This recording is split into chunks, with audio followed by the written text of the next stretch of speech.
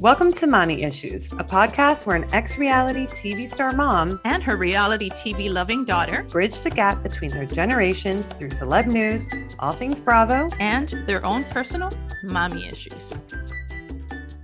Hi guys, welcome to Mommy Issues. We have a special guest today. Honestly, our first guest that's not David Yontif, which is very exciting. Our first female guest, actually.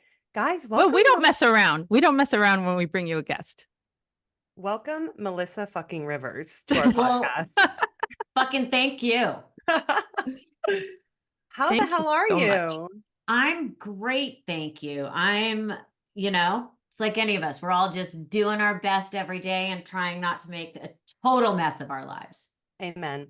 We just didn't ask me anything on our Instagram last week, and we answered questions on our episode. And one of the questions was, who is your dream guest? Because we had talked about doing guests of like, oh, mother and daughter guests, because that would be iconic.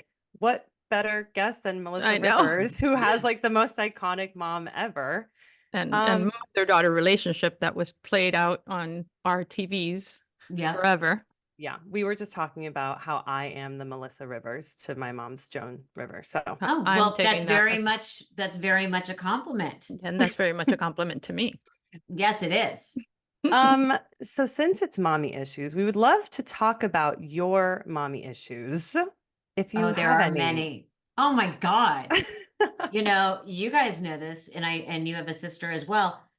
Growing up with a strong mom is quite the experience. And I think strong moms either make very weak girl children or very strong girl children. Yeah.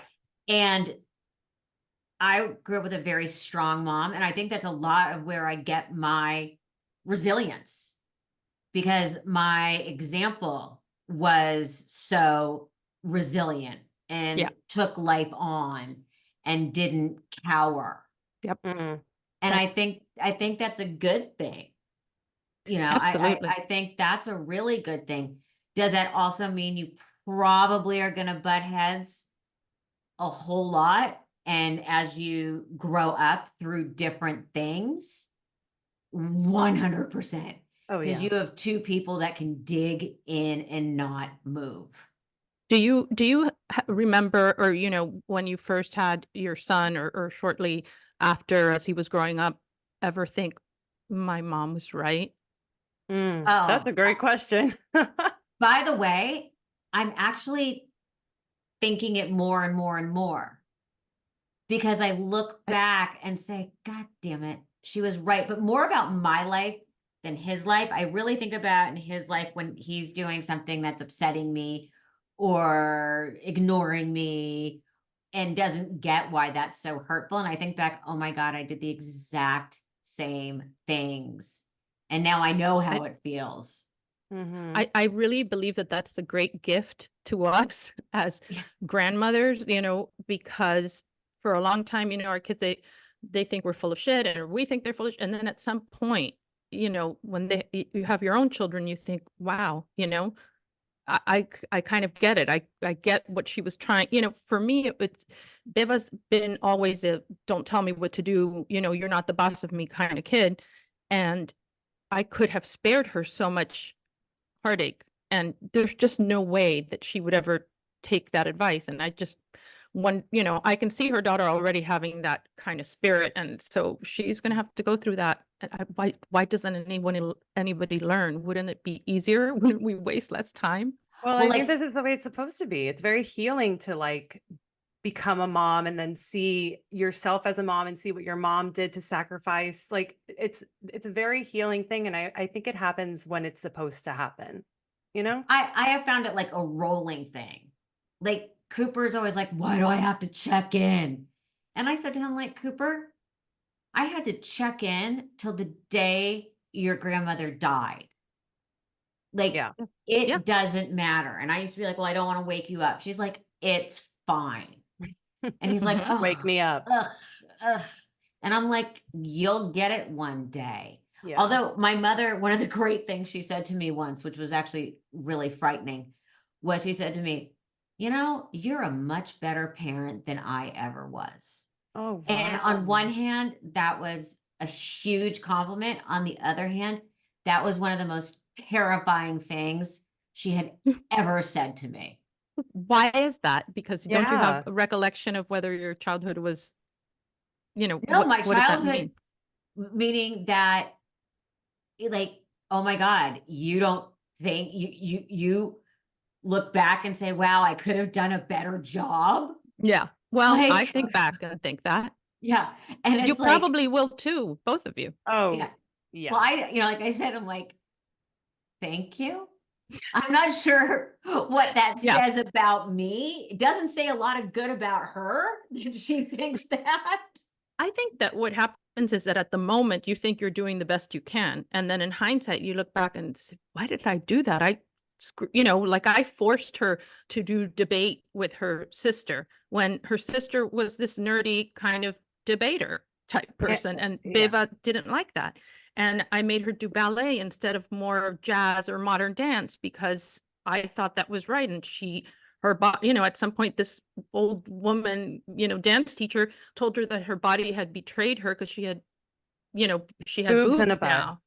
Yeah, but then And I hated my mom for that. All I wanted to do, I mean, these are trivial things, but all I wanted to do was like be in hip hop. And I didn't want to be in debate because I had a lisp and a stutter. So it didn't make sense for me to be in debate. I wanted to do other things, but I think like as I grew up and I became a mom, I was like, after having my daughter, after 6 weeks, I was like, oh, my mom got pregnant now with me. And I was like, I would fucking kill myself. I would probably, I'm not gonna say it. No, I'm gonna say it. I would have an abortion. And so I was Beva, like, I would, because it's unfathomable. I was so unwell at 6 weeks. It was not okay. And then I thought, if I had two kids that were 11 months apart, I would put them in the same fucking thing all the time. I'd put them in ballet. I'd be like, I don't care what you want. This is what I'm capable of doing because it's so hard. wow. So I get a pass for that? All I'm saying is like, you probably are like, I could have done better. I could have like really catered to your needs. And that is probably true. But I think with what you guys were able to do, you did the best you can. And then I learned that, and I think that's okay. It's like the cycle of life. You just kind of have to like get to that point where you understand what your parents were doing and why.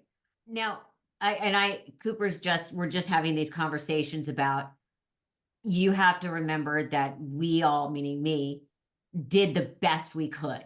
We didn't Exactly. make any decision lightly. Right. Now, as I say about, my parenting style is, you take the good, you jettison the bad. And every generation tries to make it a little bit better. Right. But it's really hard. I have a friend who, So when hard. his son was born, the first thing he did was, he says his first instinct was to call his parents and apologize for every shitty thing he had ever done. I still have to do that. The things that we discover on this podcast also, because she'll say, that summer that I did Molly, like every weekend, I'm like, what did you do every weekend? What the hell is Molly? Yeah. And then now, and she was a drug addict for a whole Oh my summer or God. something. I wasn't a drug addict and it Like I wasn't a should have taken summer. her to rehab. Oh my And so God. things that we talked about, like how she was, every time that she saw the Victoria's Secret fashion show, um, she would go into these horrible bouts of self-loathing and make herself throw up and all this stuff. All this has come out on our podcast. I did not know these things. So much cheaper than therapy. It is. So much cheaper than therapy. Sorry. You're my So, kid. so I was listening to your podcast, Melissa, and the BravoCon episode was so funny.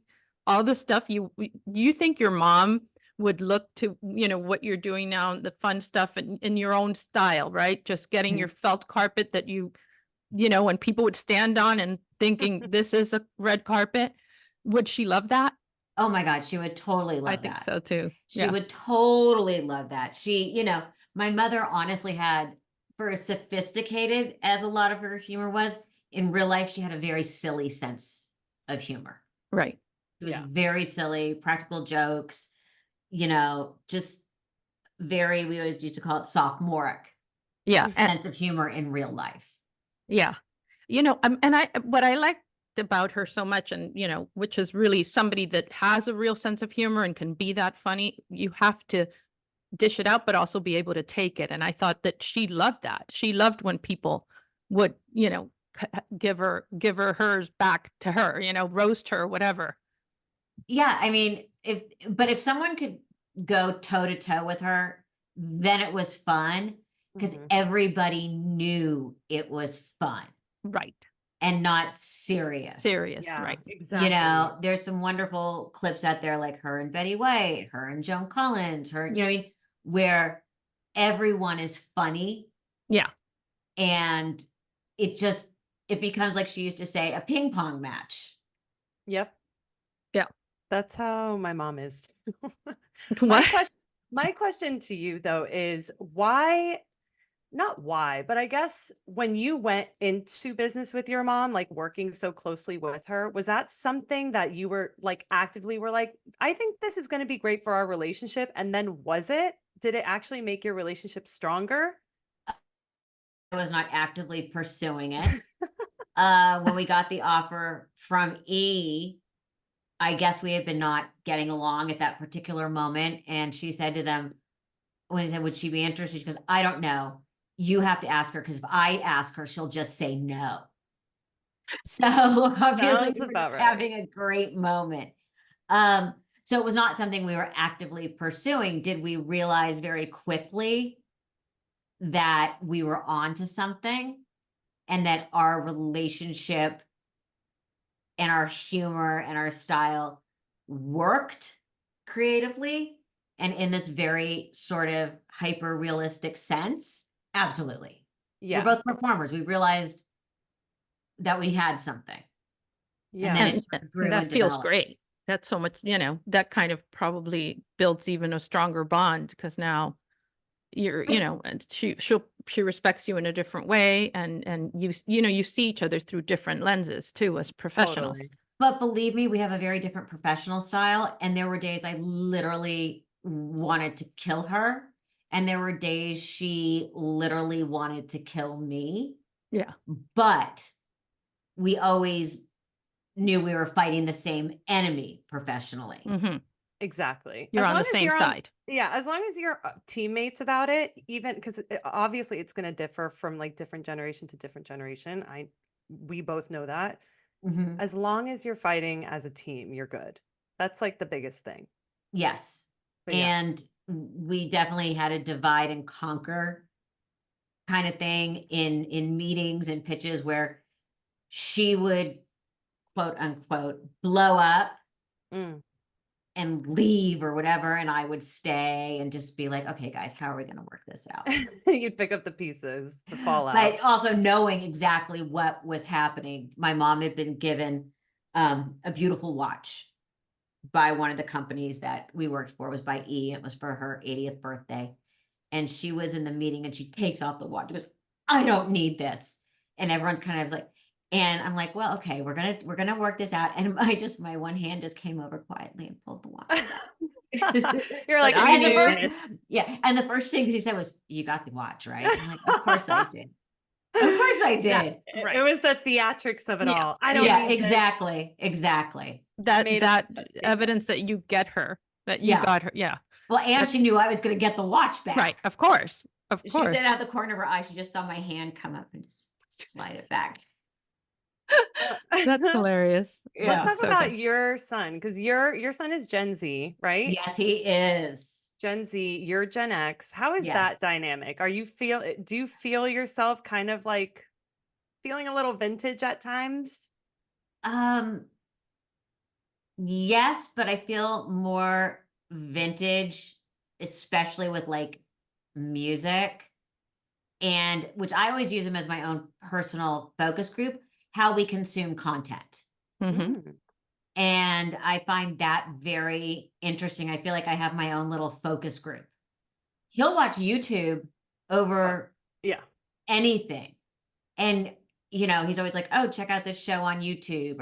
And I find that very interesting from a producing point of view.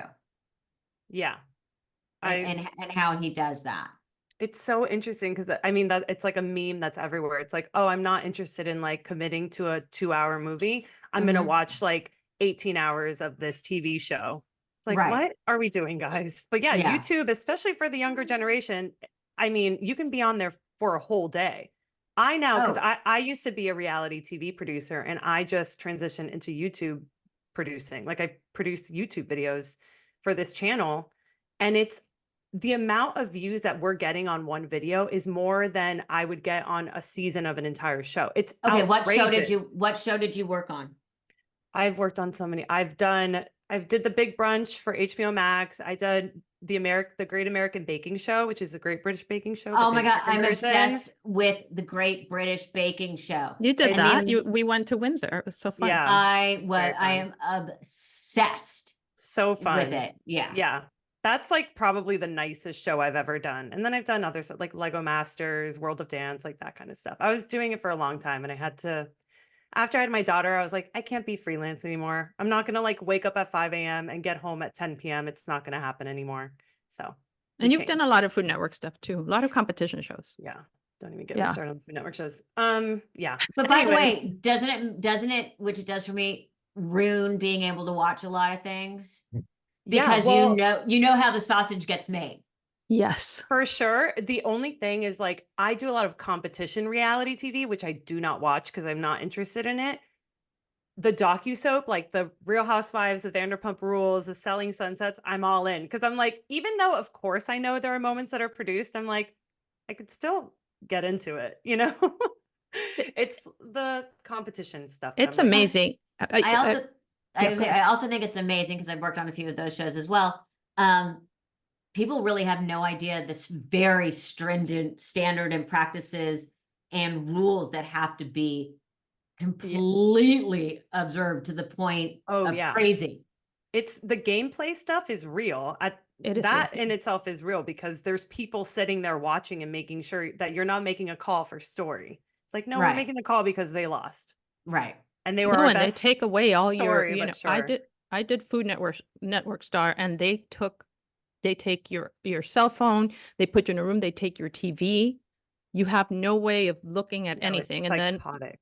yeah, that was triage. And then you have to like Yeah. stand there, and when they read the rules, they go, I understand the rules. Everybody has Mhm. to say that. It's very, yeah, that made Housewives look like a walk in the park.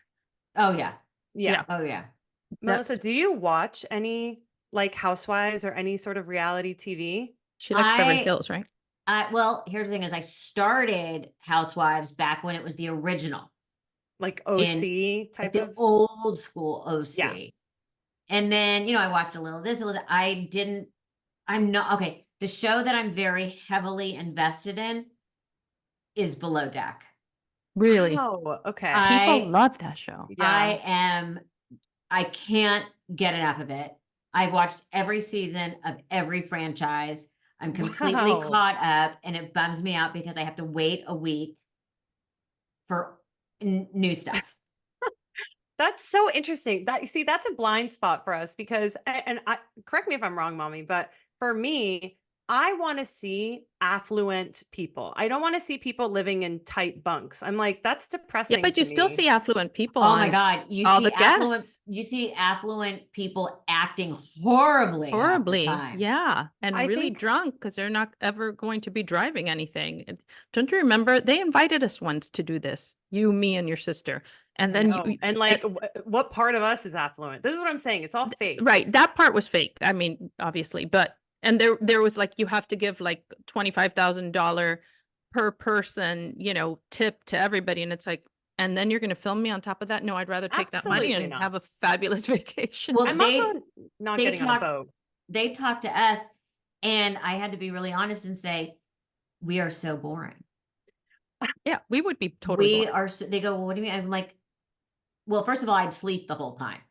Oh, that's what a vacation is for. Yeah. And then we'll sit and read and Yeah, have dinner or whatever. Have yeah. dinner and would never send anything back. If I was allergic to something they put in front of me, I'd be like, "Thank you so much. I love it. It's the best." I don't want to dry my hair.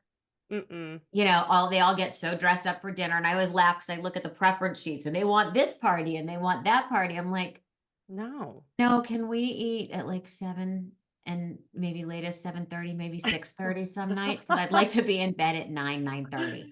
Yeah. Well, if you were on that show, it would ruin the show for you. You wouldn't be able to watch it anymore. So Well, we've spent a lot of time with my mom and stuff chartering.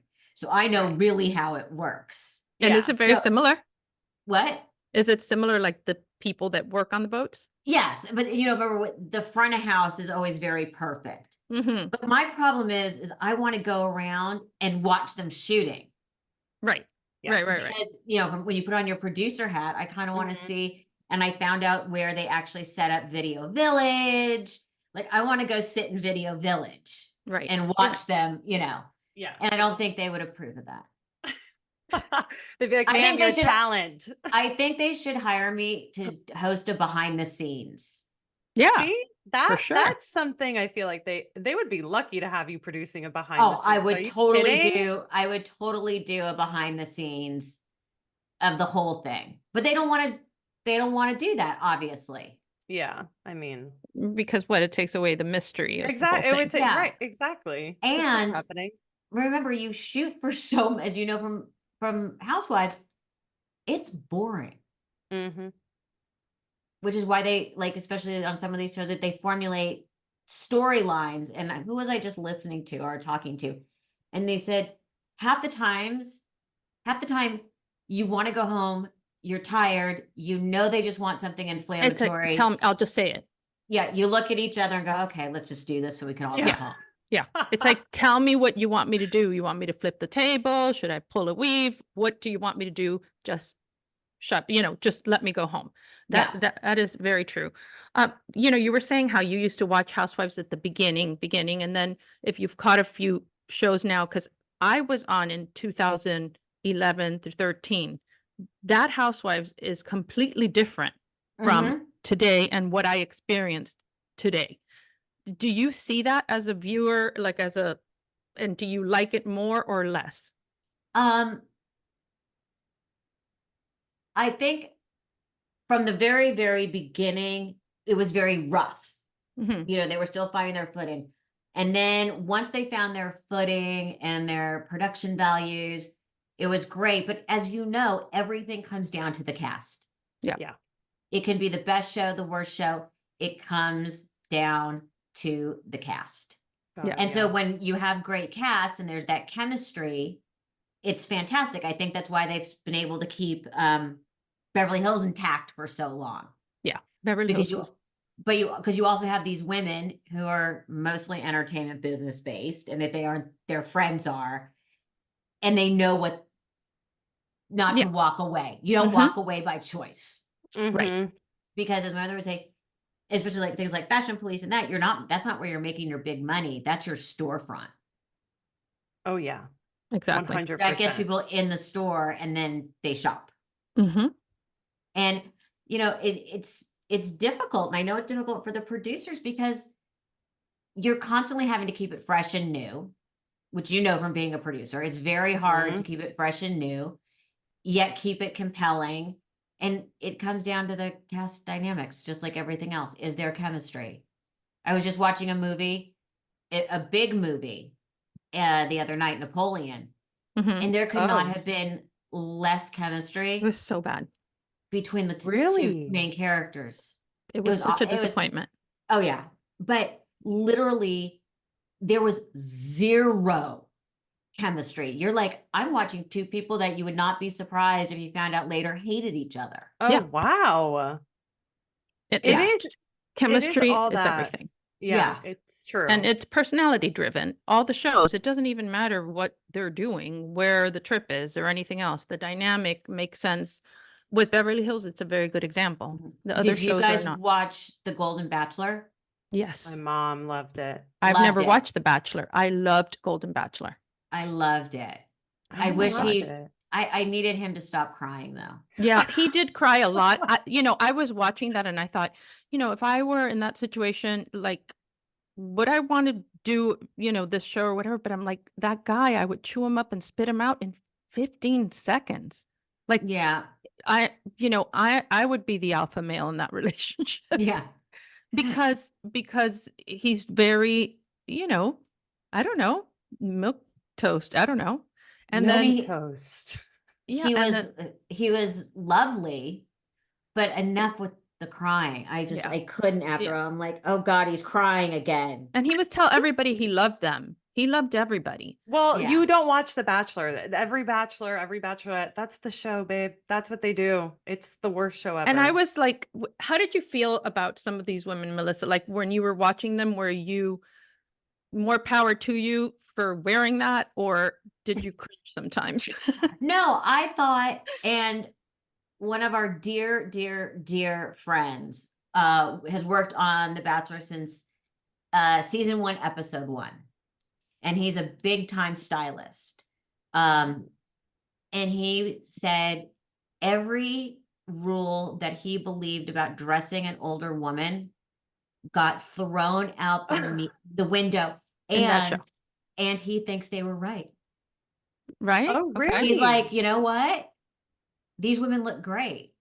You know what? I do think that the show did one thing, and maybe the way that some of them dressed was just a way to kind of continue in that whole concept that it's never too late for love. It's never too late Mhm. for anything, that age is just a number, and you can find, a boyfriend, a fiance, a husband, and dress however you want, and life is not over at 50 or whatever. Well, there are things you shouldn't wear, but that's a whole separate show.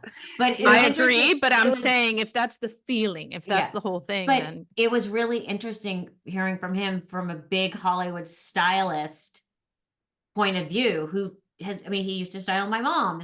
And he felt like, and I think a lot of that was because of her, there were these hard and fast rules. Hmm. At one point, you have to cover your arms a little Yes. bit. Not completely, but you have to cover them a little bit. You have to, if your chest is getting liney, you need to cut, and just these basic rules. Of course, most of which my mother did not abide by, but just basic Good rules. for her. Like my mom was always wanted something to cover the top of her arms. And he's like, you know what? First of all, a lot of women have amazing bodies. Number one. yeah. And number two, the old rules don't apply. No, they don't. They Not don't, because anymore. now we expect to see crepey skin and see all Yeah. those things, and it's okay. That's But the one also- good thing that's happened with the millennials and the Gen Z or the Zoomers. But the Zoomers. But what's interesting is, it's like they always say, 50 is the new 40. I'm feeling like 50 is the new 35. I agree. Mm. Oh, I agree. I don't think Yeah. 50 is a new 40. I think we're past that.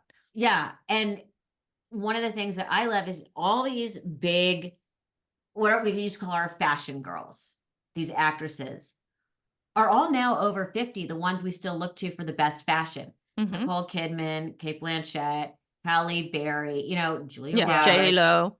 J-Lo, Jennifer Aniston, Mhm. Oh, they look great. but also they're still on the cutting edge of fashion. Yeah. Yeah. They're still wearing the most amazing stuff. And I talk about like the timing with our show with my mom.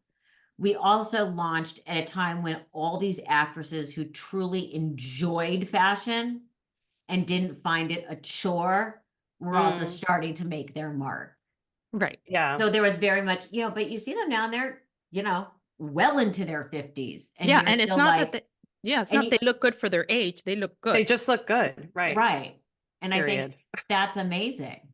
Yeah. It's really nice. It's nice to see. And it's just a breath of fresh, honestly. Before we wrap it up, I wanted to ask you a question that you asked us on your podcast. Okay. I want to know what's the biggest thing you've learned from your mom? Okay. The biggest thing I've learned from my mom. Resilience. I love that. My mom used to say, when something bad happens, and I don't mean hugely bad, but most of life's little bumps and Setbacks. stuff, Yeah. you get what she used to call a weekend wallow, which is you got 2 days to feel sorry for yourself and then move on. Mm. I'm a big believer in that. I will wallow in self-pity for maybe a day, rarely, and then I wipe myself off and I'll like, what's next? What's plan Yeah. B, C, D, She used to call it a weekend wallow. I love I a love weekend that. wallow. That's a I good love that. thing to keep in the back of my mind. You for know, when don't you know, and she always said, never forget you're the star. Everyone's the star of their own movie. Yeah. Mhm. And what someone else is the starring, and maybe, you know, maybe they don't line up, but you're allowed your, you know, 2 days Yeah. to feel shitty about yourself and then move yourself on. I Yeah. love that. That's a great, Mhm. great lesson to Yeah. leave on. If you guys want to hear our answers to those questions, go to group text with Melissa Rivers. We did a crossover episode with her.